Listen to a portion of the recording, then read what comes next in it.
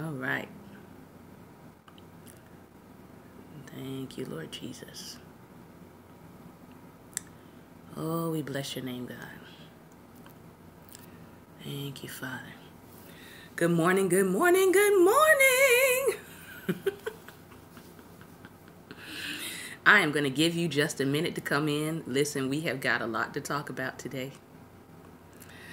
We have got a lot to talk about. So, I've got about 30 seconds, and then we're going to jump right in because I got a lot to talk about. Today, we're talking about the Oprah Conundrum. We're going to tell you what our ancestor brother MLK had to say to us in regards to what people are saying about that. We are talking about, we're going to get back into our conversation on immigration. Good morning. We're going to look at another piece of the Black bourgeoisie piece, and I'm going to start out this morning by sharing from the Urban Intellectuals. As you can see, I'm actually wearing one of their shirts. I saw their shirt online and I was like, I cannot pass this up because this is probably one of my life's mottos. Black excellence over black ignorance. Yes. Come through urbanintellectuals.com. All right. I want us to live here and not here. All right. So welcome to Daring Dialogues. I am your host, Shantae Charles. I want to say thank you all for joining me. I want to say good morning to those of you who are in the chat box, and those of you who are also watching through our YouTube live stream. I want to say good morning to you. Good morning to the We Dare Squad. I want to thank those of you who were able to catch the brief interview I did last night where I answered the question, going Greek. All right, that's only on my YouTube channel because I was interfacing with my other device on Facebook Live. So I was being interviewed about why I chose not to become Greek and why I chose not to pledge. And so that video, it's less than 20 minutes. My piece of it is on my YouTube channel. I decided to record that for my audience. All right, so first thing I want to tell you, I want to talk about is I want to say thank you to Urban Intellectuals for creating these. If you're an educator, you have black children, you love black history, really anybody who wants to learn more about black history, they actually are producing a set of Black history cards, and they're doing them in volumes. And the 5 that I'm going to read from today come from volume 1. And this is little known people in black history. So that's one of the things I like about this series, is that they focus on some of the figures. Most of the figures in here they focus on are little known people. All right. I know a lot of them because I like to study black history. And then volume 2, which we'll go through this year on Tuesdays, is also another volume that focuses primarily on women. And I believe they're going to also do a volume 3. So I want to say thank you to our We Dare squad that sponsored getting those cards for our broadcast to benefit you and to increase your knowledge base. So let's look at the first 5 cards in the series. And this is the 1968 Olympics Black Power Fist. This demonstration was conducted by African-American athletes Tommy Smith and John Carlos after winning gold and bronze medals. Each athlete raised a black gloved fist and kept them raised until the national anthem finished. So historically for us, ladies and gentlemen, it's not been a weird thing, okay, for us to protest our injustices in our country during the national anthem. I know people act like this is a new thing, but people were doing it before Colin Kaepernick. They wore human rights badges also on their jackets. Okay, over and above winning medals, These athletes made names for themselves by an act of racial protest. The raising of the Black Power fist stood for those against the political and racial injustice in America. Smith and Carlos received death threats from racist Americans for making the gesture. What's new? The gesture in American backlash can be compared to modern-day feelings of Colin Kaepernick, who kneeled during the national anthem for similar reasons. All right? Second card. I actually watched a very powerful documentary on Angela Davis. All right? She is actually still living. She's a political activist, academic scholar, and author. She was a leader of the Communist Party USA in the 1960s. Her interests included prisoner rights, and she co-founded Critical Resistance, an organization working to abolish the prison industrial complex, which we now know through documentaries like The 13th, which was directed by Ava DuVernay. We now know it through the work of The New Jim Crow, which I actually have over here. The New Jim Crow by Michelle Alexander. This is what the documentary The 13th was centered around, all right? Mass incarceration in the age of color blindness. You're saying you don't see color, but yet when you look at the statistics surrounding the number of Black men and women incarcerated in our country, the numbers are disproportionate to our population, all right?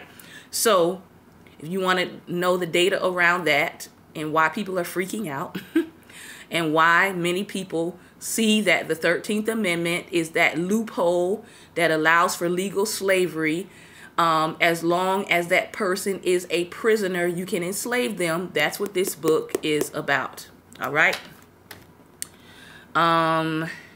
What else? She had membership in the Communist Party led by the former governor then of California, Ronald Reagan. All right, and it led to Ronald Reagan's request in 1969 to bar her from teaching at any university in California. So, as we say on this show, racism is first economic, all right? Taking away a person's ability to earn an income, which is what he did. He banned her from teaching at any university in California, and then things went downhill from there. She conducted research on feminism, African-American studies, critical theory, Marxism, popular music, and social consciousness. She was twice a candidate for vice president on the Communist Party USA ticket during the 1980s. All right. A man who is more indigenous African than most of us, Barack Obama, former President Barack Obama, who is also a living figure in this card set. He served as the 44th President of the United States, the first quote-unquote African-American to serve as president, though if you do your research, you know that some of the other former presidents were also racially mixed, though it was not widely reported, okay? First president born outside of the contiguous United States. In 2010, he enacted the Affordable Care Act, often referred to as Obamacare, designed to increase health insurance quality and affordability, reduce costs of health care, and lower the uninsured rate by expanding insurance coverage, which many people don't realize that the Affordable Care Act was more of a tax than it was health care, which is why they were able to undo it in the new tax bill that they signed, all right? So do a little bit of research on that, okay? Is the Affordable Care Act a health coverage or is it a tax? And you'll actually find the details around that. He was the first African-American president of the Harvard Law Review. He negotiated and normalized U.S. relations with Cuba in 2015, which of course our current administration actually undid. All right, number 4. We're almost done for today. Benjamin Banneker lived he was born November 9th, 1731. And he lived until October 9th, 1806. He was a November baby. Shout out to the November babies. Benjamin Banneker was a free, self-taught African-American mathematician, astronomer, almanac author, and farmer. At age 15, he took over his family farm and created an irrigation system to control the flow of water to the crops. In the 1750s, he invented his first clock in America. It was this invention that put his talents on display for the country. Responsible for surveying of territory for construction of the nation's capital in 1791 after the lead architect quit. So Benjamin Banneker becomes responsible for constructing the nation's capital. All right, not the White House, but the capital of where DC is. He authored commercially successful series of almanacs, and he corresponded with Thomas Jefferson, drafter of the United States Declaration of Independence, on the topics of slavery and racial equality. And actually, those letters, we saw them when you go into the lower floor of the new museum, the National Museum of African American History and Culture, that's in conjunction with the Smithsonian. His letter is actually sitting there, and you can look at what he was writing to Thomas Jefferson and look at Thomas Jefferson's racist response. All right. So that just as a side note, be careful what you write, because it just might be on display in somebody's museum in the future. Lastly, we have Bessie Coleman. Bessie Coleman, she was in, she lived from January 26, 1892, January baby, to April 30th, 1926. All right. Bessie Coleman was an American civil aviator known as Queen Bess, first woman of African American and Native American descent to hold a pilot license. Woot woot. In 1921, she received her international pilot license in France because no flight school in America would train a colored woman. Now remember, this happened often. Many African Americans or many black people looking to advance themselves had to go outside of this country to receive certain things because our country was not allowing us to have it here. Her goals were to expose her people to the world of aviation. She desired to speak to audiences, children, to inspire them to get involved in the flight industry. In 1926, she fell to her death while practicing for one of her famous stunt shows. Evidence later indicated her plane might have been tampered with. Yeah. Inducted into the National Aviation Hall of Fame in 2006. All right. So you're talking, what, about 80 years after her death, she finally gets inducted into the National Aviation Hall of Fame. All right. So that's a little black history for you this morning. Let's talk about what I call the Oprah Conundrum.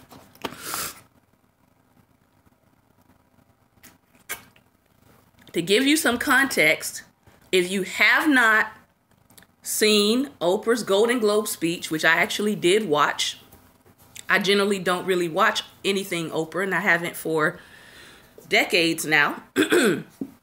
But I did watch her Golden Globe speech, and the immediate thing that I saw in her Golden Globe speech was, wow, this sounds like she is giving a political speech rather than an award speech. And it's very possible that this speech is going to set her up to run in 2020. And apparently I was not the only one who thought that, and I was not the only one who saw that, but I also saw some other things in her speech. And so because I could not sleep last night, I was up at 2 o'clock, and I'm not going to tell you what time I went to bed, but I went ahead and wrote out my thoughts around what I saw, what the conundrum is. I'm sure there's going to be many articles written on her speech, dissecting it, analyzing it. Some of them have already come out. Many people are, as one person said, they said the church confuses me because one minute you all are saying Oprah is a false teacher, she is blasphemous, she is not of God. you know, be careful of her, etc., etc. But you love her shows. You love her Soul Sunday. You love the fact that she brings in New Agers to talk to you, Voodoo Priestess to talk to you. I know many church people love the Voodoo Priestess that she brings in. And if you don't know who that is, I mean, I know who that is and I don't watch Oprah. But so they were saying that they were confused because one moment church people are like, oh, she's blasphemous. Watch out for her. Be careful of her doctrines. But because she executed a speech eloquently, okay? Because she executed a speech eloquently, the guy said, now you all are ready to go to her inauguration ball. So I want to read what I wrote, and I do reference some people in here who've also had commentary, so I do reference them here. But I want to read overall what I thought about her speech, okay? And if you have not listened to the speech, I would encourage you to go listen to it because it may be her launching pad for a campaign platform for 2020. So you need to understand what she said, the importance of why she connected black women's pain to wealthy white women's traumas, okay? You need to understand that. I have nothing against Oprah either way. I mean, I don't feel either way about her, and I'm going to talk about that. So here's what I have to say. Oprah she is the black woman white women can love. Period. That is exactly why she would have a chance at winning the 2020 election. Whether you like her or not, whether you share her same beliefs or not, okay? Here's the thing. If you have watched Oprah over the years, and I'm old enough, I was, you know, right kind of at the inception of her whole talk show life, her whole talk show decades rather, okay? I would go home 4 o'clock. Sometimes my mom would be watching Oprah, okay? She was in many of our households for the Oprah Winfrey Show. She has cultivated, somebody can hashtag cultivated. She has cultivated that admiration for decades. It is not unintentional. It is not unintentional that she would be in a white space, a predominantly white space, giving the speech that she gave. Okay? If anybody, because here's the deal. If anybody can sway the white female base, including those who voted for Trump, which was 51% of white women, it would be Oprah. It would be Oprah. Okay? So, I am under no illusion that Oprah is not to them in the same class as the typical black woman. Okay? Her wealth is self-made. She remains in her status because to this point, she has not been a real threat to white supremacy. All right? If you were with me in my MLK series, we talked about the nature of white supremacy. We talked about black elitism. We talked about black people becoming a token to say, hey, if this 1 or 2 or 3 people made it in certain industries, then why are black people complaining in this country? All right. So she has many times been used and held up as a symbol of, if Oprah can do it, then you can too. All right.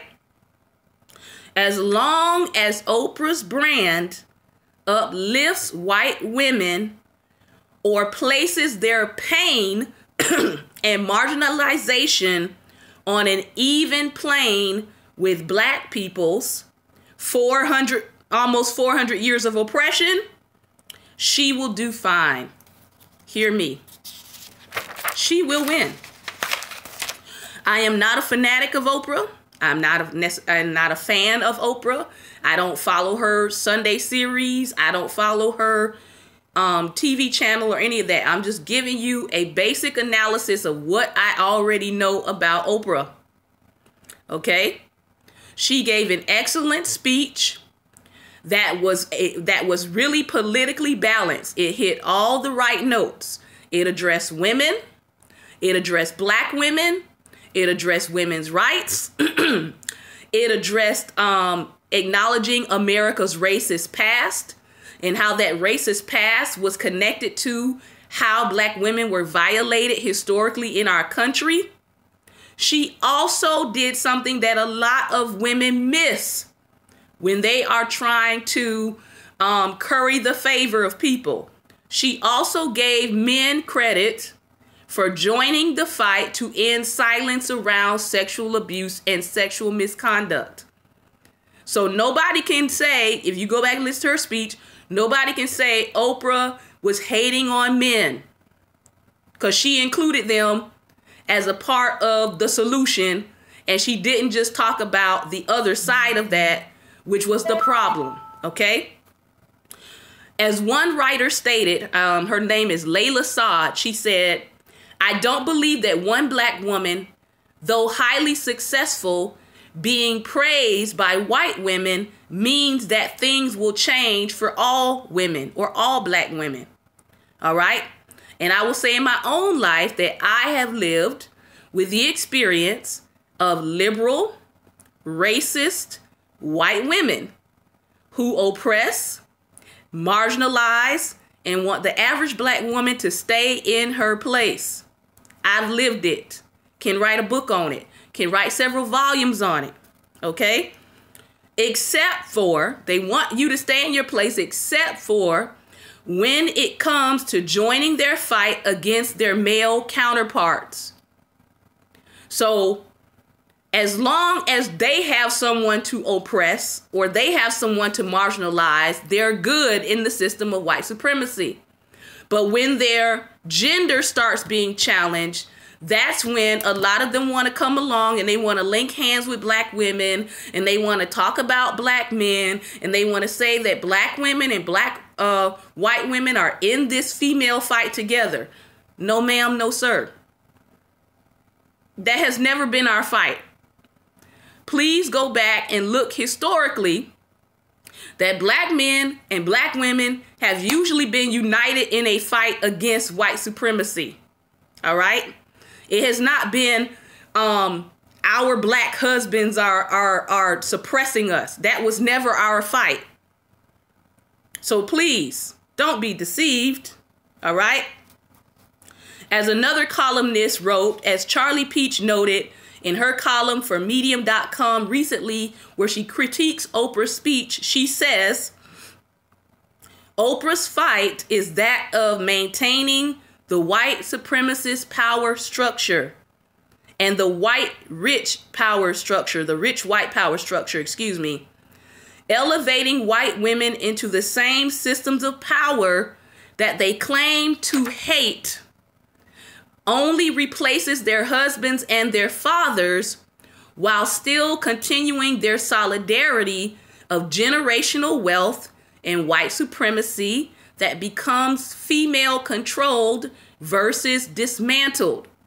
So the goal is supposed to be dismantling white supremacy, not giving white supremacy a female face, which, by the way, sidebar, would have happened had you had Hillary Clinton. All right. As we talked about in a previous episode, Hillary Clinton and Trump are cousins. Say it with me. Hillary Clinton and Trump are cousins. Hillary Clinton and Trump are cousins. Hillary Clinton and Trump are cousins by blood. Okay? So you would have been getting a softer, gentler, feminine version of Trump. I know people still don't want to believe that, but it's the truth, okay? So she talked about the fact that white supremacy becomes female controlled versus actually being dismantled. So in other words, it's another, how do I say it? The term slips my mind. It's another bait and switch, okay? I'm going to bait you through feminism to think that you're actually getting power, but all I'm doing is I'm transferring and I'm putting a female face on the same system. It is clever, she says, but some of us recognize that this would only be a transfer to a female face, which they did not get because they lost with Hillary. So now, because they did not get that through Hillary, now let's look to another possible female voice that can also curry us the black vote, but will also satisfy our elitism. Hence, what better way to bounce back than to utilize black women again in the guise of supporting an Oprah run for office, okay? So, my question then becomes, what would an Oprah presidency mean for Black America? It might yield something for the boule. It might yield something for the black elites. But in terms of marginalized people and people of color, it would actually be Obama 2.0. Now, if you go back and you study the Obama administration, you have to ask yourself, how much did black people actually gain out of Obama's administration besides symbols of hope? I'm not talking about substance. I'm not talking about symbols that he looks good and his wife look good and his children are mannerable and he knows how to dance and he invited musicians to the White House and he turned the White House into a black house. I'm not talking about the symbolism of his administration. I'm asking you, if you'll be honest with yourself, what did black people gain politically, economically out of his administration for 8 years? Okay. So, marginalized black people would not see a benefit, but white women most certainly would. If I was a white woman, I would be pushing Oprah for 2020 because she would cater to her faithful base of supporters. It makes sense, okay? I'm just trying to explain it to you in a very dispassionate way. It would make sense, all right, for white women to push for Oprah for 2020 because they are her base of supporters and they've always been her base of supporters. Have you looked at an Oprah magazine? If you're a black woman, put some hearts on the screen if you have a subscription to Oprah magazine. I'm waiting.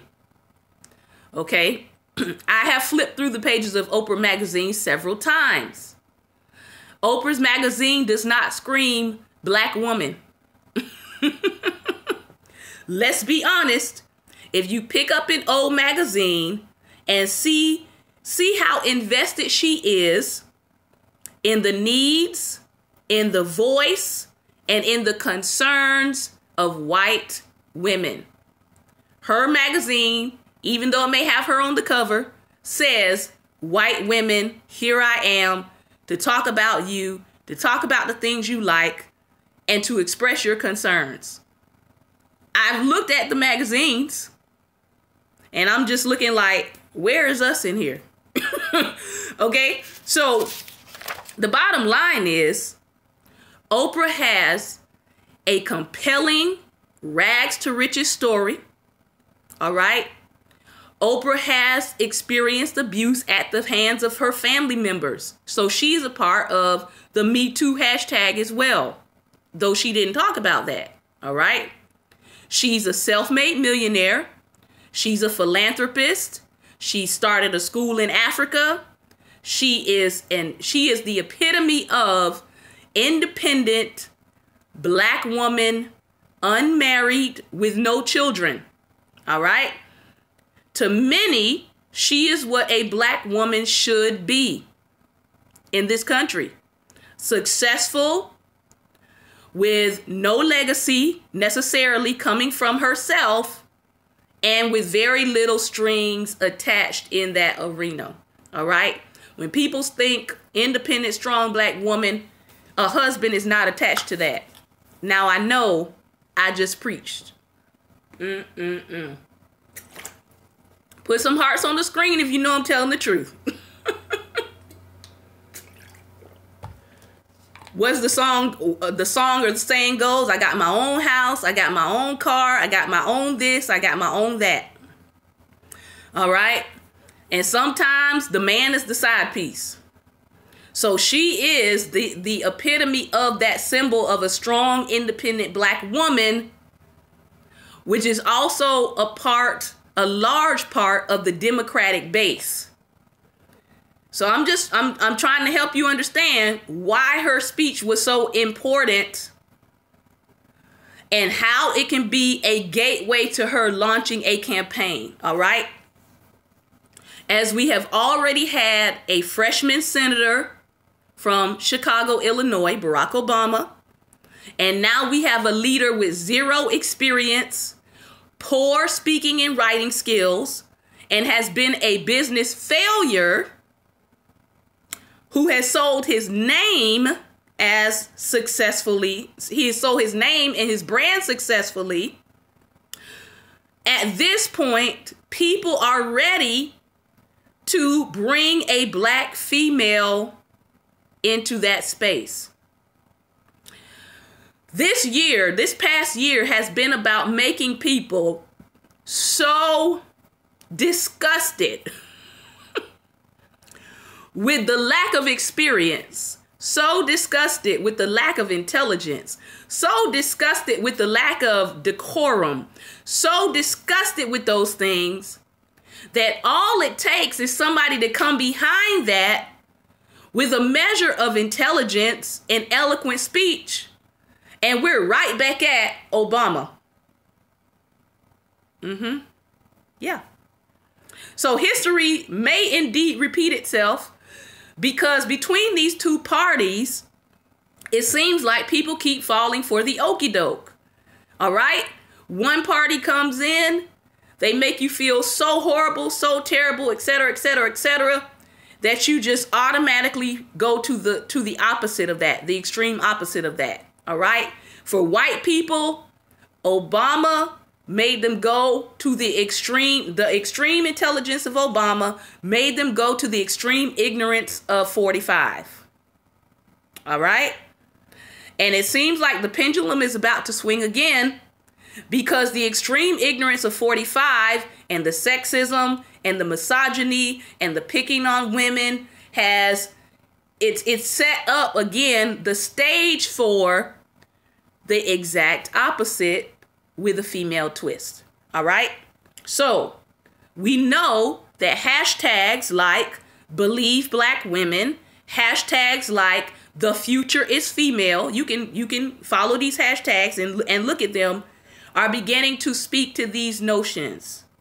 Time will tell, as Oprah's speech, if Oprah's speech was a testing of the waters with the citizenry for how she would be received in a political light. Because up until this point, she has been perceived in a social light, all right? She has not really been perceived in a political light. And up until Obama's election, Oprah considered herself apolitical. Now, she considers herself a neoliberal. So I did a little digging for you. You could actually go. There's lots of sites that talk about this in detail, about what is a neoliberal. Okay? Neoliberals, and I actually kind of wrote some notes here for you. So if you want to screenshot that, you can. I hope my writing is not too bad. All right? For those of you wanting to screenshot, let me hold that up there again. All right, and I'm going to talk about that number there in the corner. So neoliberalism is about having a social economic plan, but you also have a globalist mentality. It is what is called a person who practices what they call integrated capitalist economy. It's a person who has a mental thought, a political thought of being middle way between liberalism and conservatism. All right. A good example of a neoliberal on the political left would be Hillary Clinton or Barack Obama. A good example of a neoliberal on the political right would be Ronald Reagan. Now, a lot of people was comparing her possible run to Ronald Reagan, but they're forgetting that Ronald Reagan was first a governor. So Ronald Reagan actually had political experience before he became president, even though he was a celebrity. All right. So not quite the same. The summary of neoliberalism is the thought that, quote unquote, a rising tide lifts all boats. And I don't know about you, but I have heard several people say that. And that is pretty much the sum of neoliberalism. In other words, if I raise the tide, then everybody is going to go up in some way, shape, or form. That was also Obama's thinking as well. But economists say the problem with this thinking is that it does not consider people who are already drowning in debt and they're not even in the boat. Okay, so a lot of people see that philosophy as problematic. Okay. Also, when I read that, I thought about the fact that it has already been kind of forecast that by 2053, the economic value of most Black Americans in America, their economic value will be zero. Think about that. Zero. So if you are a Black American in this country and your economic value becomes zero, what do you think they do with people who are considered of no economic value to a country? I just want you to just start thinking about that. Because Rahm Emanuel, he has been accused of dealing with African Americans in Chicago in such a way that he is pushing them out. The ones who can no longer afford to be there, who have less economic value than others, he's actually doing things to push them further and further out of the city of Chicago. Yes, it's called elimination and genocide plans for you. So pay attention, Black people. Lastly, people say we don't deserve Oprah and we should let her be. Let her retire. All right. I agree. But I also believe Oprah doesn't deserve blind loyalty from Black people, especially the ones who would not benefit from her getting into office. All right. My final analysis. Republicans have shown us, for the most part, they don't want Black Americans in power. And a majority of the establishment Democrats have shown us they don't want to share power with Black Americans, and they will use them to grab power back. As we have seen with the election in Alabama, the guy Doug Jones, he used the power of Black women to get himself elected as a Democrat. And now people are complaining because now that he's gotten elected, the majority of the people he's hiring are not Black Americans. And he's also talking about how he has to work with the conservative Republicans.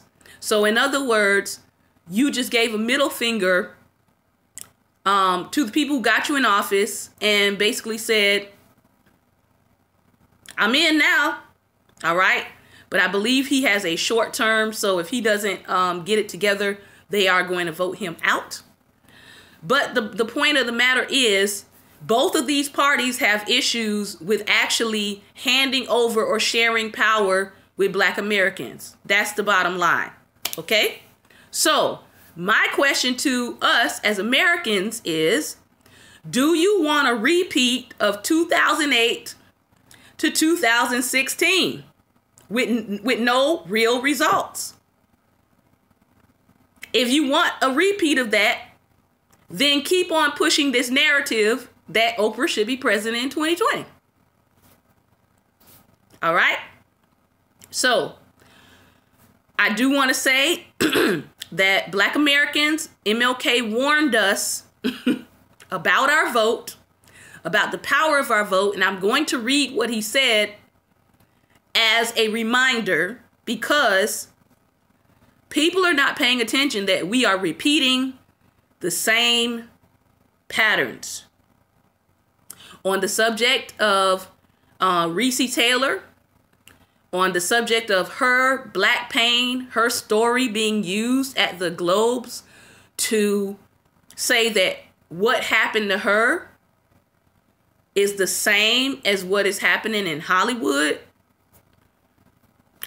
Understand that Reese Taylor's pain was used as a launching pad to launch white women's next power grab. All right. And I will say that her story matters to me because I have two uncles as a result of my grandmother being raped on two different occasions by white men.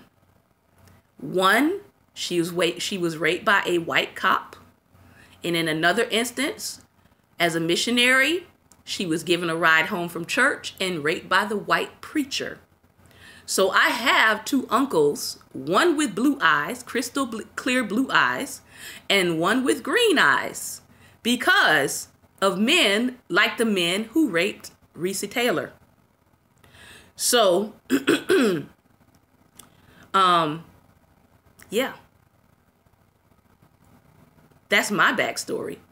And it is insulting to the women who experienced rape because of racism and the system of white supremacy. In other words, white men could rape you and get away with it because of the power structure.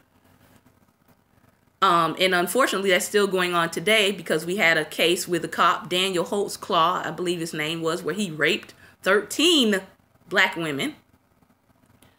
It's a little insulting to elevate what's happening in Hollywood to the same level of what has been happening to black women for decades.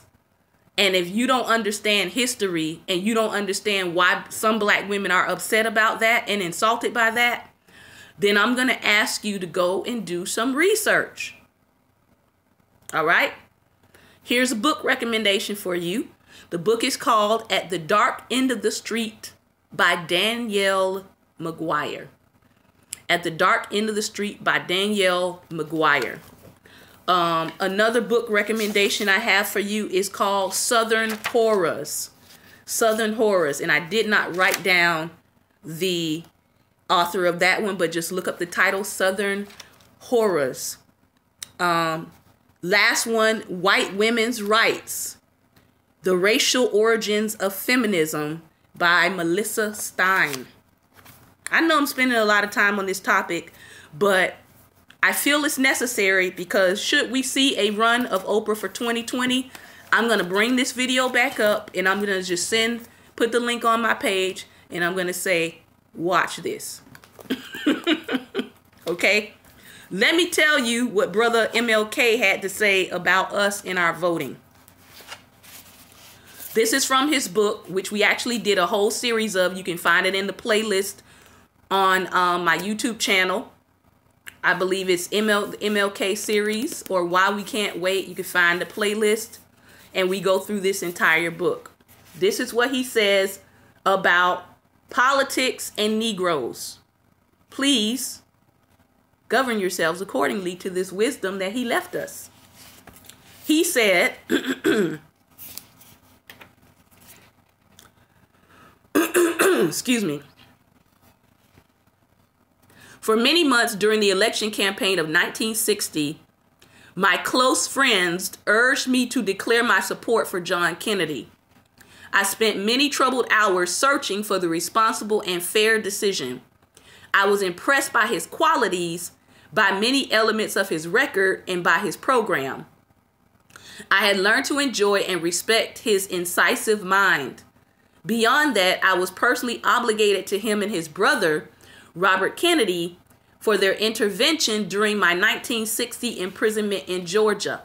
In other words, MLK is telling you that because they intervened in his imprisonment and what they were trying to do to him in jail, that he had some personal obligations to sound off about John F. Kennedy, because people don't get you out of jail, especially people that high up in politics, don't intervene to get you out of jail unless they're trying to curry your favor for the future. All right? Political transactions. However, I felt that the weight of history was against a formal endorsement. No president except perhaps Lincoln had ever sufficiently given that degree of support to our struggle for freedom to justify our confidence. Did you hear that? I had to conclude that the then known facts about Kennedy were not adequate to make an unqualified judgment in his favor. Today, I still deeply believe that the civil rights movement must retain its independence. So much for that. And yet, had President Kennedy lived, I probably would have endorsed him in a forthcoming election. I did not arrive at this conclusion only because I learned to repose more confidence in him. Perhaps more basic is the fact that a new stage in civil rights has been reached, which calls for a new policy. What has changed is our strength. The upsurge of power in the civil rights movement has given it greater maneuverability and substantial security. It is now strong enough to form alliances, to make commitments in exchange for pledges, not to make commitments in exchange for nothing to be done for our community, which is happening now. And if the pledges are unredeemed, it remains powerful enough to walk out without being shattered or weakened. Negroes have traditionally positioned themselves too far from the inner arena of political decision. Few other minority groups have maintained a political aloofness and a nonpartisan posture as rigidly and as long as Negroes. The Germans, the Irish, the Italians, and the Jews, after a period of acclimatization, moved inside political formations and exercised their influence. Negroes, partly by choice, but substantially by exclusion, have operated outside of the political structures, functioning instead essentially as a pressure group with limited effect. Excuse me. For some time, this reticence protected the Negro from corruption and manipulation by political bosses. The cynical district leader directing his ignorant flock to vote blindly at his dictation is a relatively rare phenomenon in Negro life. Well, that was 50 years ago. It's not so rare anymore that black people are now directed to vote blindly by whoever's leading them. Let me move from that because I know I'm going to get in trouble. Oh my goodness. The very few Negro political bosses have no gullible following. Those who give them support do so because they are persuaded by these men. By and large, Negroes remain essentially skeptical, issue-oriented, and independent-minded. Again, that was 50 years ago. A little more than 50 years ago. Their lack of formal learning is no barrier when it comes to making intelligent choices among alternatives. But when you have no alternatives, what choices really can you make? The Negro's real problem has been that they have seldom had adequate choices. Political life, as a rule, did not attract the best elements of the Negro community, and, hear Martin Luther King well, white candidates who represented their views were few and far between. However, in avoiding the trap of domination by unworthy leaders, Negroes fell into the bog of political inactivity. They avoided victimization by any political group by withholding a significant commitment to any organization or individual. Excuse me. So, MLK was saying that in many ways, because black people were not giving their commitment in mass to a particular system, they avoided being victimized by that system. That's no longer the case anymore. Now people believe that you can do whatever you want and black people are going to vote for you. You can be whatever kind of a person as long as you're a Democrat and black people are going to vote for you. Okay? He says the price they paid was reflected in the meager influence they could exercise for a positive program. But in the more recent years, as a result of their direct action programs, their political potential has become manifest both to themselves and to their political leadership. It is time, he said, for Negroes to abandon abstract political neutrality and become less timid about voting alliances. If we bear in mind that alliance does not mean reliance. Somebody needs to type that. Alliance does not mean reliance. I may make an alliance with you, but I'm not going to fully rely on you. Okay? Our independence will remain inviolate. We can and should selectively back candidates whose record justifies confidence. Now we have people backing candidates who have no record that we can even look at that they supported black people. All right? Does their record, this is what you need to be focusing on for 2018. While everybody's talking about, oh, we're going to flip these seats. We're going to flip them. Listen, are you going to flip these seats with people whose record justifies your confidence in them? Or are you going to put in another person just because they're a Democrat and think that they're going to have your best interest and you're still going to get screwed? We can because of our strength. We should because those who work with us must feel we can help them concretely. The Negro potential for political power is now substantial. Negroes are strategically situated in large cities, especially in the North, but also in the South. Listen, because this was just proven in Alabama. These cities, in turn, are decisive in state elections. Let me repeat it again, because MLK told us this, and people still are not listening. Get a book, read, understand political voting strategy. Negroes are strategically situated in large cities, hence why they would want to push you out of large cities, especially in the North, but also in the South. And these cities, in turn, are decisive in state elections. These same states are key in a presidential race and frequently determine the nomination. This unique factor gives Negroes enormous leverage in the balance of power. The effects of this leverage are already evident. It was evident in 1960, and it's even more evident in 2018. Now, what does he go on to say? Already, In some states and cities in the South, a de facto alliance of Negro and sympathetic white voters has begun to elect a new type of local official, someone who is a non-integrationist but a non-segregationist too. As Negroes extend their energetic voting and registration campaigns and attain block voting importance, because when we vote as a block, the person gets elected, hence Doug Jones, Alabama. Such officials will move from dead center and slowly find the courage to stand for integration, which was the major issue of his day. All right.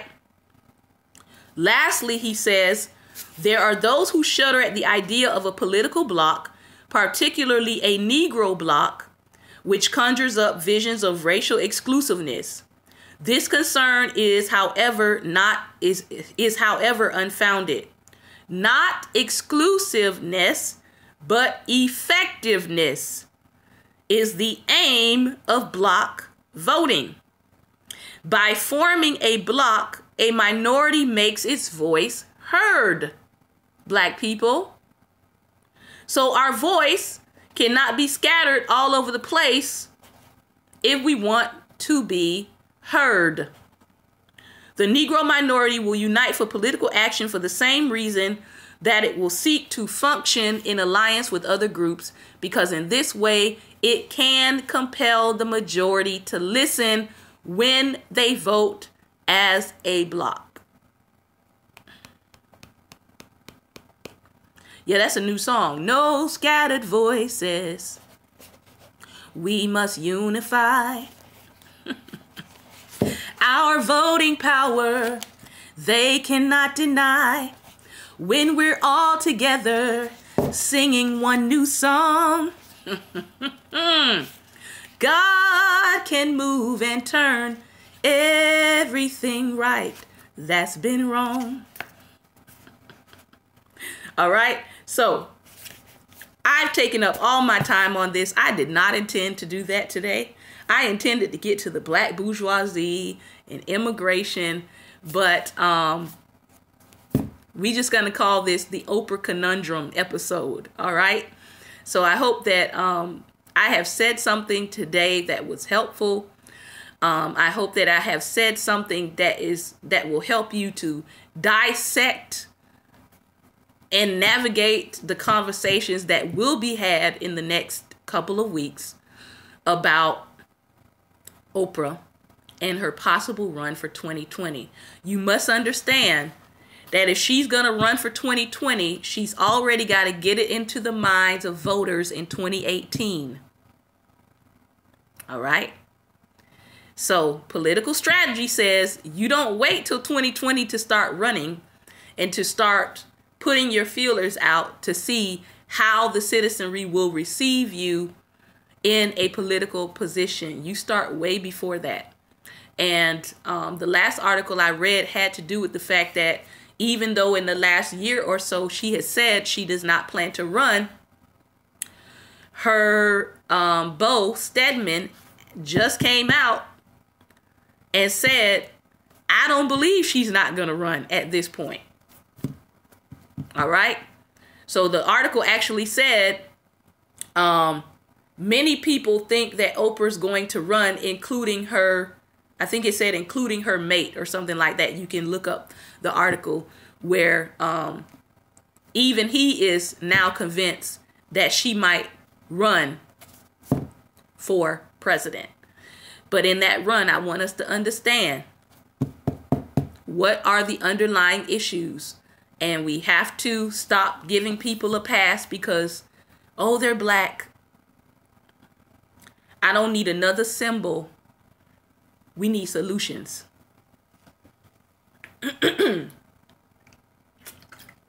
Last time.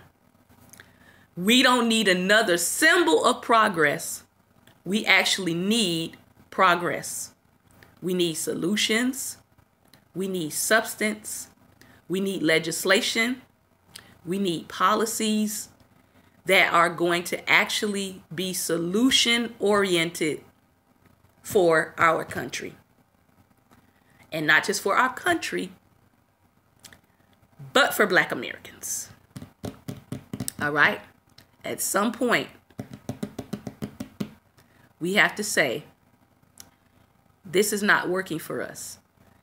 2053, by 2053, it is projected that the majority of Black Americans' economic value is going to be 0. That ain't good. It's something, but it's sure not good. Okay? So, Black business owners, we gotta think about generating economy, not just for ourselves, but we gotta think about how can I begin to employ my brothers and sisters, because we are our brother's keeper. All right? So we have to look for ways also to empower each other. We have to look for it. I know that in the body of Christ, I know that God has already said that we will be in a time of increase. So I know what God has said. And the projection says one thing, but those who are in Christ see another thing. You can go back and look at that message on my playlist, all right, where we talk about increase. But we have to understand that while we're declaring and talking increase and believing God that increase is here, we need to understand what the data says so we can respond accordingly. Because Joseph brought his brothers in out of the famine.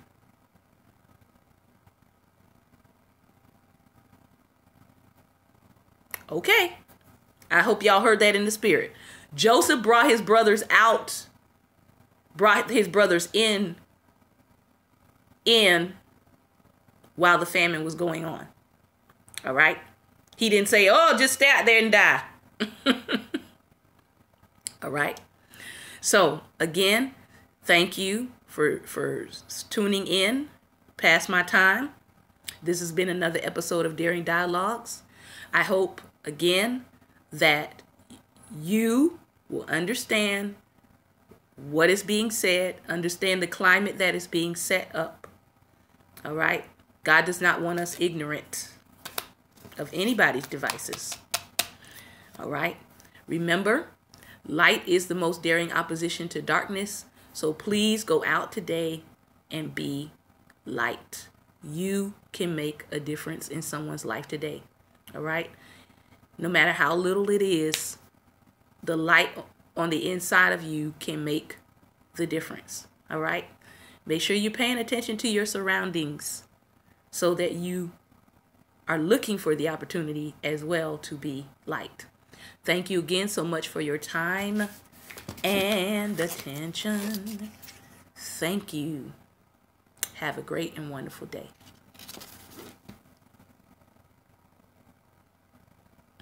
Thank you again, YouTube live stream. I appreciate you. Please share this message. I hope that what I said, again, was helpful in helping us to understand and navigate what is happening and what is going on. Take care and God bless.